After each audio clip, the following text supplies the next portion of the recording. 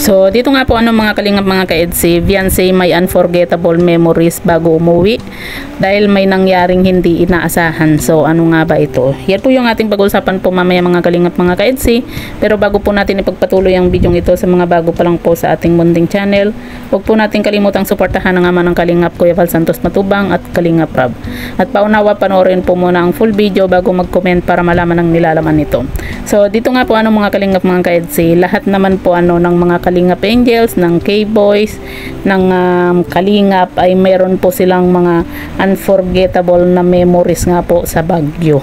Pero yun nga po mga Kalingap mga ka-EDC, itong si Viancy nga po, bago nga po sila umuwi, talagang meron po siyang unforgettable memories na hindi po niya malilimutan nga po at talagang kita po natin dito kay Viancy na sobrang nalungkot at kinabahan nga po dahil meron nga pong nangyari na hindi po inaasahan nga po mga kalingap mga ka-EDC.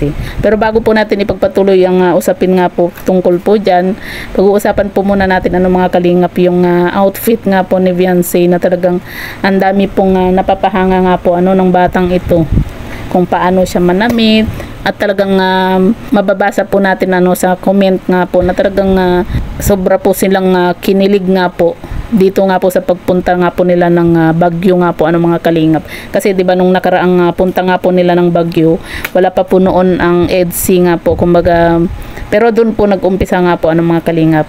At sa pangalawang punta nga po nila, ito na po mga kalingap.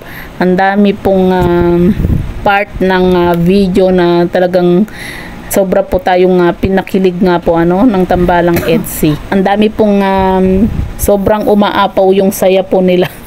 Dahil nga po dito lalo na po sa mga vlog nga po ni Kuya Val na minsan may kasama pong joke nga po itong si Kuya Val, diba?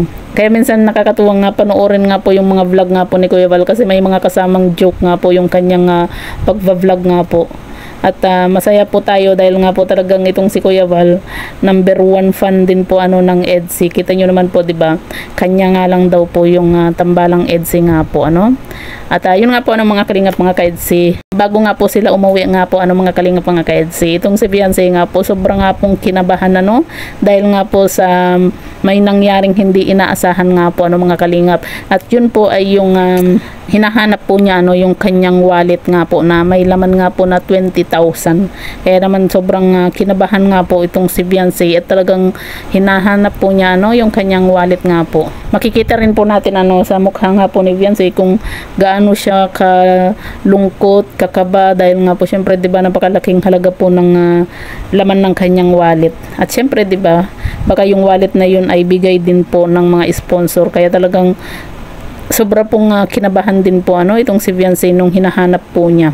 At yun nga po mga kalingap mga ka-EDC, siyempre sa tulong din po ng K-Boys, talagang tinulungan na rin po nila itong si Viancy nga po sa paghahanap. At kita natin sa mukha ni Viancy yung sobrang saya nung makita po yung nung makita na po yung kanyang wallet nga po dun sa bag nga po na nailagay na po nila sa sasakyan. Kaya thanks God po dahil nga po siyempre malaking halaga din po yun yung laman po ng kanyang wallet. Dahil kapag hindi po yun nahanap, syempre 'di ba? Kaya yan po yung unforgettable na talagang hindi po malilimutan din po ni Viancy na bago po sila umuwi, meron pong nangyaring hindi inaasahan nga po mga kalingap.